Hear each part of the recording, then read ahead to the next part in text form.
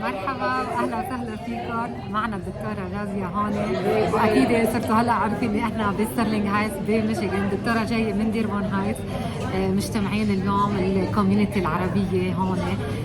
وهلا حابه الدكتوره هي تعرفنا اكثر عن حالها. الدكتوره هي بتشتغل فول تايم، واخذت هيدا البزنس على الصايد، وحبتها هي تقلنا انه هل يا ترى اثر عليها هيدا البزنس بما انها هي بتشتغل فول تايم او لا. وكمان سؤال ثاني حب هيك اساله فرد مره، شو بتقول للسيدات المحجبين اللي عم بيشوفونا هلا، بما انه المحجبين بيخافوا من الاونلاين، بيفكروا سكام. هي انا محجبه والدكتوره محجبه، شو بتقولي لهم اللي بيكونوا خايفين كمان ياخذوا هيدي الخطوه؟ تفضلي دكتورة. مساء الخير. اول شيء شكرا قاعده كثير مبسوطه اليوم اني انا انا شفتك كثير هون. مبسوطه. نحن عايشين بميشيغان بس قليلنا بنشوف بعض، ولكن هاي التجمعات يعني هيدي حالات الاونلاين كثير. صراحه.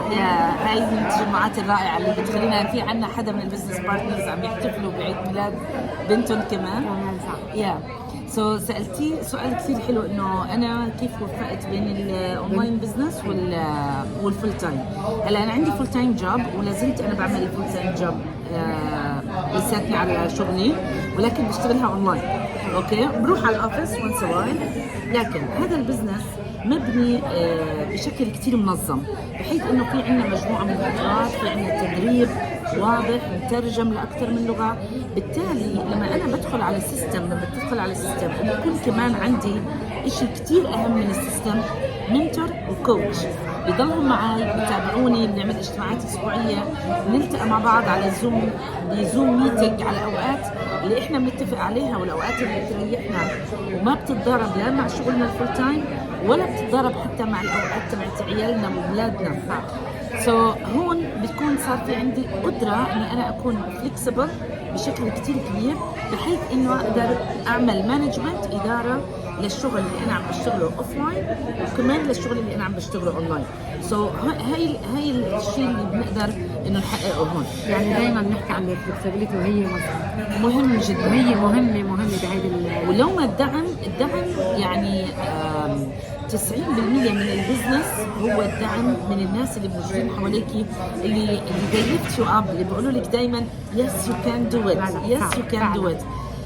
الحجاب منه مانع، الحجاب مش مانع ابدا لاي شيء. سيدنا محمد الممرضات كانوا محجبات في زمن الرسول وما كان في مشكله، فالحجاب ابدا ما بيمنع، انه ابدا مش عائق انه احنا نطلع. الحمد لله نحن ناس عم نطلع بفكره بنساعد الناس من خلالها. يعني انا لما هدفي انه مش بس اني احقق اهداف ماديه موجوده في البزنس، وانما كم من العائلات اللي احنا ساعدناهم سواء انا ولا دعد لحتى انهم يحققوا شيء كثير مهم في حياتهم، من ناحيه ماديه، من ناحيه الثقه بالنفس، من ناحيه التركيز على الاشياء المهمه بالحياه، قبل ما نروح نعمل سباقيات ونطلع هناك. فعلا يعني انا بالنسبه للثقه بالنفس، انا يعني بهالوقت اللي جيت فيه لهون ولحالي بطلت اظهر، بطلت صرت خاف. هلا فعلا تغيرت كل هالمفاهيم، صرت عم تشوفي ناس عم تحكي بعد تحسي حالك بغربه. فعلا هذا الشيء عم بتقوي طلع الشيء اللي جواتك اصلا. فعلا، ويمكن امرار اشياء كثير دغري اقول لا خلص ما بعرف انا، لا هلا صرت انا بدي اجرب اذا بعرف. يعني كمان كثير اشياء للاحسن كل ما عم نتطور نحن للاحسن. ما في شيء اسمه انا ما بعرف، عشان اللي ما بيعرف بيتعلم.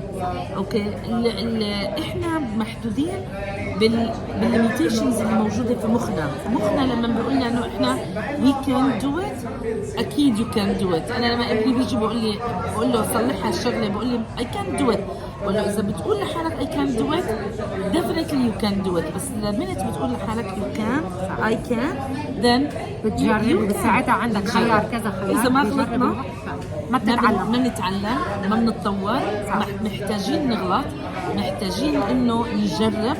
اوكي، لحتى انه نشوف. بما انه في ناس يعني قبلنا جربت ودخلت على هذا البزنس ونجحت فيه، سو وي كان دو ات. يعني انا جاي من باك جراوند مثلا كمبيوتر ساينس مع مانجمنت، انا جاي من نيرس يعني ما خصنا كلنا، مع كل واحد جاي من مجال مختلف عن الثاني. بالضبط. جمعنا عندنا حلم، عندنا هدف، ونحن عم نمشي نسعى وراه. وانتم كمان اذا كان عندكم حلم او عندكم هدف، او حتى عم تشتغلوا من قلب بيتكم، المطرح ما عم تشتغلوا، هيدا كله للكل. اذا انتم بالمكان المناسب، اذا انتم تجوا على الاونلاين ما رح ياثر عليكم شيء. وهلا هيك بالعكس حتأثر بكل إيجابية 100% رح تتقدموا، ونحن طبعاً. هون لنساعد الكل. واكيد انت كل واحد هيك بس يتطور من حاله، بيحس حاله انه هو فعال عم يعمل شيء بهيدي الحياه، بصير يحس بحاله بقيمته. مظبوط. شكرا لك دكتورة على وقتك، وشكرا للكل، وشكرا لكم. ان شاء الله بنشوفكم بفيديو جديد، وبأمان الله. باي باي.